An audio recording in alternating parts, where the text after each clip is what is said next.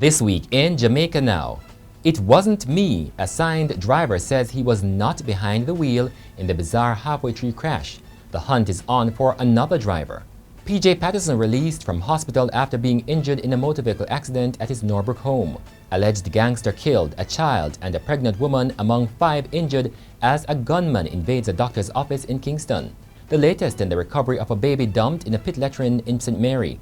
Did the authorities make a big mistake in charging Rural Reid and his co-accused in a major corruption case? They have blundered in every shape and form. So the entire proceedings there, we'll say, must be quashed by way of judicial review. Former Contractor General says municipal corporations are like a corruption cesspool. And Culture Ministry demands that Kanye West pulls Jamaican-branded items from his online sales platform. I'm Damian Mitchell and this is Jamaica Now. The hunt is now on for Chad Ingram, a resident of Central Village, St. Catherine, in connection with a bizarre traffic crash in Halfway Tree, St. Andrew on Wednesday. In the crash, captured on closed-circuit TV, a man and a woman were mowed down. They remain hospitalized in serious condition. The male appears more seriously injured with a fractured hip and injuries to his legs and head. The woman sustained bruises. George Malcolm was the driver assigned to the taxi. A day after the crash, he was picked up by the police. But according to the acting head of the Public Safety and Traffic Enforcement Branch, Senior Superintendent Gary McKenzie, Malcolm has told investigators that he was not behind the wheel when the vehicle crashed. He said Malcolm has advised that Ingram was the driver of the taxi when it slammed into the pedestrians. The police say Ingram is not licensed to operate a taxi. They also said he currently has 79 outstanding traffic tickets. Meanwhile, Malcolm was recently prosecuted for dangerous driving, but instead pleaded guilty in court to the lesser offense of careless driving. Former Prime Minister PJ Patterson is now recuperating at home after a surgical operation for injuries received in a car accident at his Norbrook St. Andrew home. Patterson received injuries to one of his knees and his hip. Last week, Wednesday, he underwent a surgical operation at the Tony Thwaites wing of the University Hospital of the West Indies to repair the injured hip. Alston Stewart, one of Patterson's aides, says the former Prime Minister will remain under the direction of a medical team which will be enforcing a strict visitor policy to ensure that his recuperation is not compromised. Patterson, who is 84, retired as Jamaica's longest-serving Prime Minister in 2006. Residents of Mountain View Avenue in St. Andrew are fearful that Wednesday's daring daylight murder of a reputed lieutenant of an East St. Andrew crime lord could trigger a series of reprisals. Around 10:30 in the morning, a gunman walked into a medical center adjacent to the St. Teresa Prep School on Deanery Road and opened fire, killing the alleged gangster and injuring a pregnant woman, a 4-year-old boy, and 3 others. The dead man has been identified as 42-year-old Clifton Brown of a Mountain View Avenue address. The gunman escaped. In recent weeks, there have been tension and violence between rival gangs from Jakes Road and Goodrich Lane over plyboard that went missing on a construction site at which men from both areas were employed. A St. Mary mother whose baby was recovered from a pit latrine has been admitted to hospital. The baby has also been admitted to hospital and is said to be in a stable condition.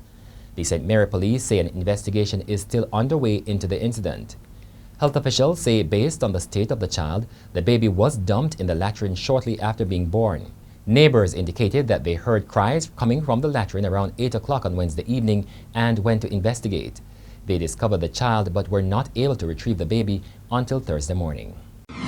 Anti-corruption campaigner Dirk Harrison has likened Jamaica's municipal corporations, formerly called parish councils, to a corruption cesspool. So ripe is the level of wrongdoing, Harrison, a former Contractor General, said on more than one occasion he recommended that the major organized crime and anti-corruption agency MOCA plant operatives in the corporations to investigate and expose offenders. He said there was strong anecdotal evidence that officers of the municipal corporations have been collecting bribes to approve building permits and other applications. Speaking at a public lecture put on by the St. Luke's Anglican Church in Crossroads, Kingston, Mr. Harrison also predicted that Jamaica's Corruption Perception Index will plunge come January next year. Out of 175 countries ranked in the 2018 index, Jamaica is the 70th least corrupt. The attorney representing former Education Minister Rural Reid and Caribbean Maritime University President Professor Fritz Pinnock is claiming that the authorities blundered in charging his clients in a corruption probe. According to Hugh Wildman, the Financial Investigation Division has no power in law to charge the men and their co-accused. Wildman has filed an application in the Supreme Court seeking leave to go to the Judicial Review Court to quash the criminal charges brought against the two. The language of Indicom's case is so apt in relation to this case because just like Indicom, the FID is not a juristic person to seek and obtain a fiat. A fiat can be given to an entity, it's given to a person. So Indicom couldn't, so FID couldn't get a fiat from the DPP, but they are not a person to get a fiat.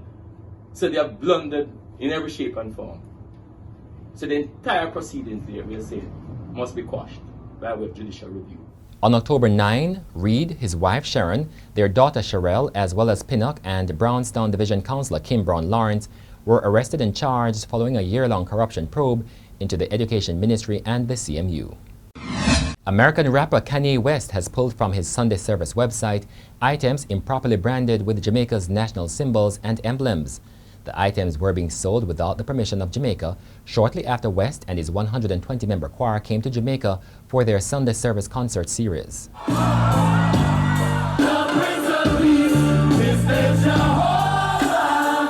Culture Minister Olivia Grange demanded that the items be removed from West's website.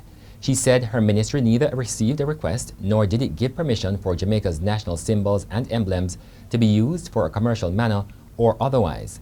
T-shirts bearing the Jamaican flag or coat of arms were being sold for up to $200 or 27,200 Jamaican dollars. Caps bearing the images were reportedly being sold for $60 or just over 8,000 Jamaican dollars. And that's it for this edition of Jamaica Now, your weekly review of the big news stories.